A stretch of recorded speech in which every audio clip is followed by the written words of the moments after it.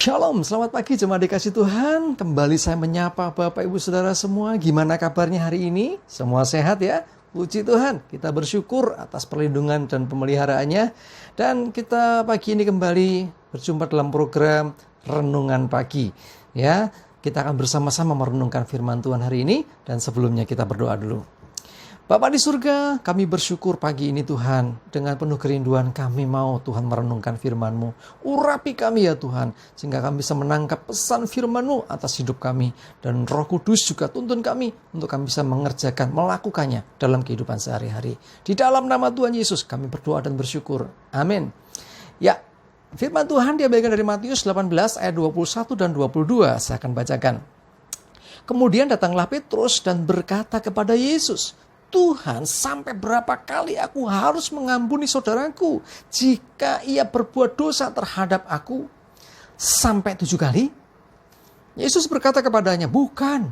Aku berkata kepadamu, bukan sampai 7 kali, melainkan sampai 70 kali 7 kali. Wow, luar biasa sekali. Petrus coba bertanya kepada Tuhan, berapa kali aku harus mengampuni orang yang bersalah kepadaku? Apakah 7 kali? Wah, 7 kali dianggap luar biasa nih. Yesus berkata, bukan, tapi 70 kali 7 kali. Jadi banyak sekali kan. Nah, tetapi di sini sesungguhnya Tuhan sedang tidak mengajak kita untuk yuk hitungan matematika, yuk hitungan berapa kali saudaramu minta ampun, minta maaf, ya. Oh iya ini sudah 7 kali, oh kurang kan sampai 70 kali. Oh, wah banyak sekali, ngitungnya lama. Nggak usah hitung-hitungan itu. Intinya sebetulnya itu mau tekankan adalah selalu memiliki hati yang penuh dengan pengampunan. Karena engkau diampuni, karena itu ampuni orang yang bersalah kepadamu. Itu sesungguhnya poin yang ingin Tuhan tanamkan kepada kita. Ya, karena di dalam Matius, coba kita lihat ya, Matius 6 ayat 12, ini adalah penggalan dari doa Bapa kami ya, saya bacakan.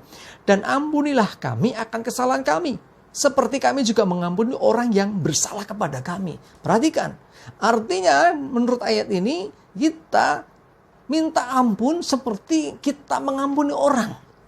Jadi aku mengampuni orang sungguh-sungguh Tuhan. Nah, artinya kita bisa mendapatkan pengampunan yang sungguh-sungguh. Kalau kita nggak bisa mengampuni orang, kita berkata, oh kita aja benci sama orang misalnya. Kita masih kepahitan sama orang, kita nggak bisa ada pengampunan atas kesalahan orang lain. Kita mau berdoa minta pengampunan, ya yang kita terima adalah seperti yang diterima orang itu dari kita. Ya artinya adalah takarannya bagaimana kita mengampuni, itulah yang kita terima. Ya penjelasan dari Matius 6 ayat 12 tadi ada di ayat yang ke-14 dan 15. Ya saya bacakan Matius 6 ayat 14 dan 15.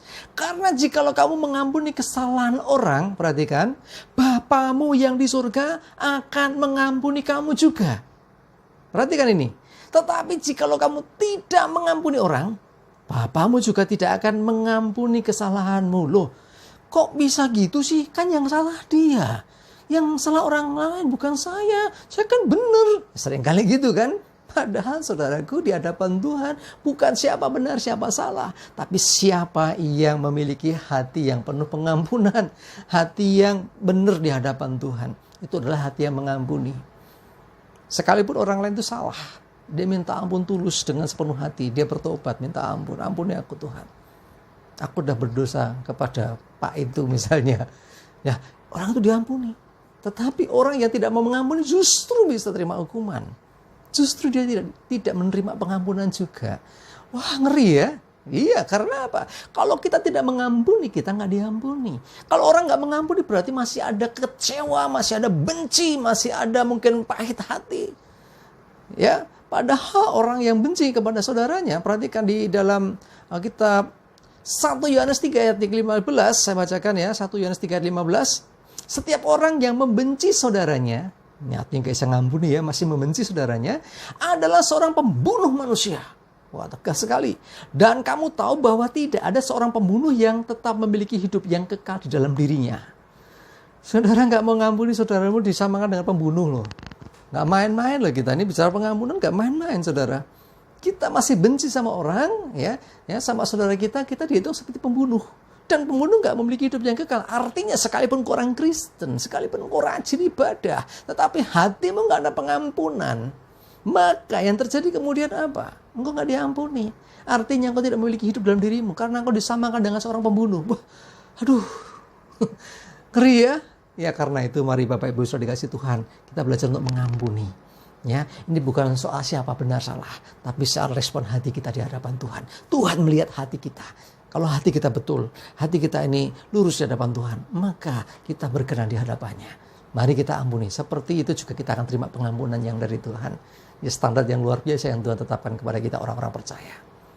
Amin. Kita berdoa. Bapa di surga, terima kasih. Kami bersyukur pagi hari ini kami belajar sesuatu, yaitu hal mengampuni.